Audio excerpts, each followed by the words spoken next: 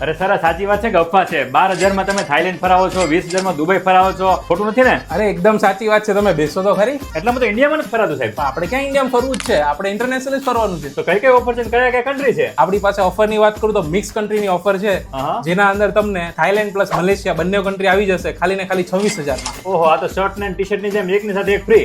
Best શું offer વાત છે? એકની સાથે એક ફ્રી.